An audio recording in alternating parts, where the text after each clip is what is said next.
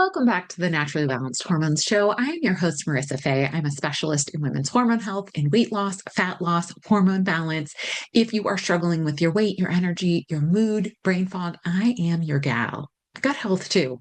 And that is relevant to today's topic. So I wanted to chat with you all about protein because I have seen so much crap information out there. And I've started to touch on this in some of our other episodes, but I figure we gotta get direct. I'm distracted by what's happening on my phone. We gotta get direct here because there is a major issue. And in general, you need to understand that when it comes to your health and especially nutrition and like real whole foods. So, not processed garbage that's coming in a package with 15 ingredients or a protein bar like a Quest bar, not things like that. We're talking like fruits, vegetables, steak, eggs, right? Like whole foods, real whole foods that have one ingredient in them, right? In that case, and in most cases, for most women, balance and moderation, some of a lot of things, not too much of any one thing, tends to be the best path forward long term. And I say this because I'm noticing a real riff showing up online and on social media where there are people saying, everybody telling you to eat so much protein is going to increase your cancer risk, is going to be bad for you, right? And first of all, what does that even mean, right? So, from what I've seen, the people saying eat a lot of protein, when they really quantify it, it's not actually that much. Fun fact.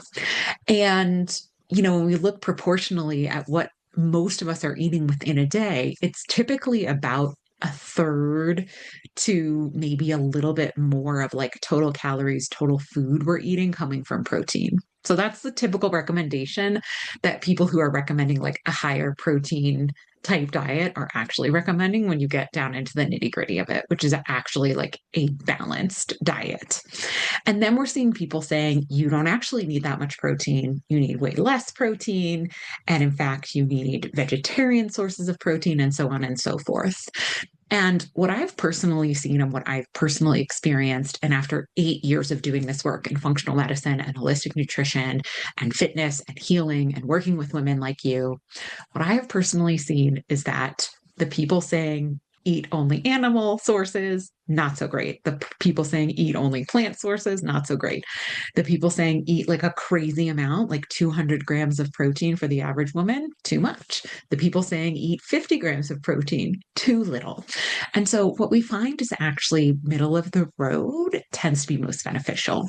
Now, here's why protein is so important. And I want to tell you a story about somebody who I spoke to recently.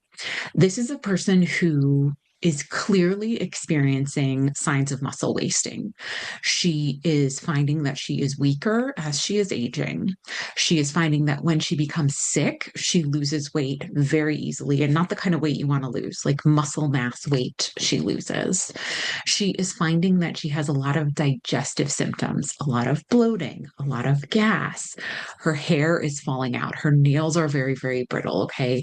This is the perfect example of a woman who is not eating enough protein. And not only that, she is so adamant that she must stay vegetarian or she's pretty much vegan. Okay.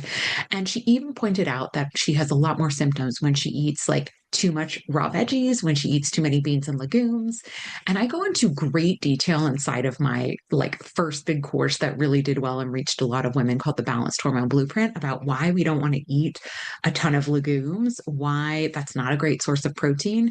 And the short piece of that I want to make sure you understand is, first of all, for like a cup of black beans, you get such a small number of grams of protein from that, because at best your body is going to absorb about 40% of that. So if you look at a can of beans and you measure out a cup and you look at what that label says of how many grams you get, I want to say it's like 16 grams in a cup of black beans, which is a lot of black beans.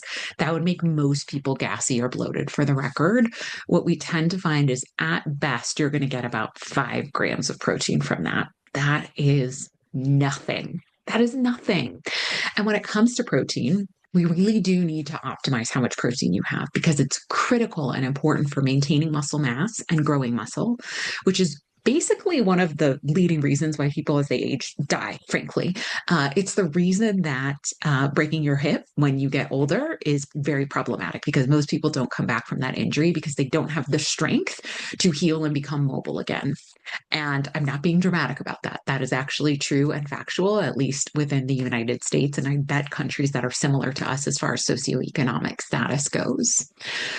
But in addition to that, we need protein in order to make hormones. We need protein in order to generate tissue, not just our things like skin on the outside of our body, but actually the lining of your gut really, really needs sufficient protein.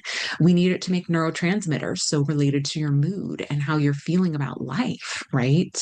We need it to make hormones that help with sleep and energy. And if you're in your cycling years with your cycle, we need it for making naturally occurring peptides like GLP-1, which we actually do make naturally, and we need a healthy enough gut to make, and we need enough protein within the diet. So protein is absolutely essential. I could keep going on and on listing ways that it's important. Your hair, you need sufficient protein. Your nails, you need sufficient protein. It's why one of the first things that I work on with people is optimizing their protein. And my low bar that I aim to get most of my clients to or above is 100 grams per day, which when we look at your total calories you eat per day and we measure out how much are you eating carbs, how much are you eating fat, how much are you eating protein, those are our three primary macronutrients. Alcohol is also a macronutrient, by the way, not a health adding macronutrient, I might add. So if we're really looking at health potentially adding macronutrients, three groups we have: fats, protein, carbs. Ideally, we'd like even amounts, frankly, of each of those. For the vast, vast majority of adult women, that is well over 100 grams of protein to get there. So that's a really important thing to be aware of. When, like I said, you're getting protein from primarily plant sources, you're not actually absorbing and able to utilize all of those proteins compared to animal proteins, like the protein in an egg or the protein in a chicken breast, for example. Your body is going to absorb upwards of about 90% of that protein. Ton more bang for your protein buck, but also a more complete protein that the body can absorb and utilize quicker, easier, and more efficiently. And if you are a woman, frankly, dealing with any symptoms, if you're anything but feeling fantastic and amazing 95% plus of the time, then you need to optimize your protein. It's simply lazy not to take that step. And if you try to out supplement, right? If you try to take a bunch of protein powders, like vegan protein powders, if you try to take a bunch of nutrients, right, like B vitamins, and out supplement what we are really meant to be getting from higher quality animal sources, you are going to find that at some point the brain fog increases, the hormone dysregulation increases, the hair loss increases, the skin health decreases, the sleep issues come in, the weight issues come in. And I'm asked often, well, how come there are vegan athletes who seem like they're so healthy? And first and foremost, I always want to look to, is it male or female? Because female physiology and your hormones as a female make your body different. There's simply things that our male counterparts can get away with because their body is not built to be quite so sensitive to stress and cortisol and dysregulation around them. Okay. Females are built that way. And it's a beautiful evolutionary adaptation that our bodies have developed so that we don't procreate and carry life and make life, whether or not you want to do that, in times of extreme stress. Okay.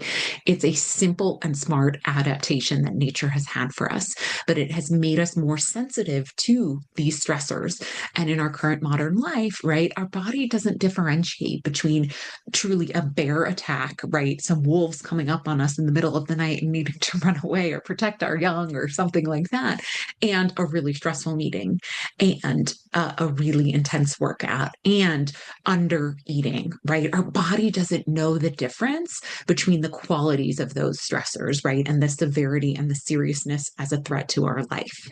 And so as females, we have to do a better job of nourishing, supporting, and loving on our bodies, and optimizing your nutrition as well as your fitness are key components of doing that. Okay. There's just no way around it. Now, as I said to this person who I had a call with, and I've said to other people who I've chatted with who tend to follow more of a vegan diet, I am certain there are other practitioners who will tell you that their way is the best way, right? Who will tell you that they get their clients results and they follow a vegan diet. And I say, go work with those people. because philosophically, that's simply not something I can get behind. And I personally was a vegetarian veering on vegan for 6 or 7 years. And it is part of what severely damaged my hormones, severely impacted my thyroid health, my gut health, and made my stress hormones even further dysregulated the first time around when I was trying to lose weight, where it took, I'm not even joking, 4 to 5 years to lose 70 pounds, which a lot of y'all are not patient enough to experience for the record. But I was really committed and am really committed to supporting my body and my health, which is why I personally eat over 100 grams of protein every single day, come hell or high water, right? Unless I'm truly ill or sick and I'm prioritizing a different dietary approach. So that's the long and short of my approach to protein. And I would also say, I'd highly recommend, not because everything that this person studied and wrote about is the be all end all, but I'd highly recommend looking into Weston A. Price's work. What I think is really interesting about the book he published. So he was a dentist who decided to travel the world, and he wanted to see what types of diets indigenous cultures were following because they were not becoming sick and ill with the diseases of more like modern times. And this was a while ago that he did this. I want to say like 100 years ago, maybe. Maybe I'm dating that. Maybe it was more like 75 years ago. But in any case, he studied a variety of different cultures and societies and traveled the world with his wife.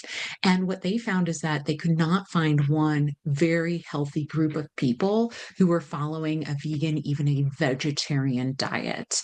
And he, in particular, really oriented to oral health in the mouth, which is a fascinating way to assess long term health impacts, right? Because developmentally, we can see not only within a mother and father's body, but in their children, their offspring, right? The issues that sprouted based on their lifestyle, right? And their diet. But I'd highly recommend checking that out if you're somebody who is really wedded to a vegetarian or a vegan diet, because it's just so important to be informed. And I think exposing yourself to more is really a good thing to do for you to decide if that's going to be right for you or not. Now, if you're someone where this has resonated for you and you're like, Marissa, I am hearing you and I need help to optimize my protein. I need help to grow muscle. I need help to lose weight. Then I got you. There is going to be a link below in the description. You can apply to work with me. And I'd love to support you if this is really vibing with you and feeling in alignment with what you needed to hear. You can also find me on Instagram. I'm posting a ton there right now. I'm at Marissa Faye Wellness, and I would love to connect with you there. You can always reach out and send me a DM. And I'd love to see you in the next episode of the Naturally Balanced Hormones Show. So thanks for hanging out with me today.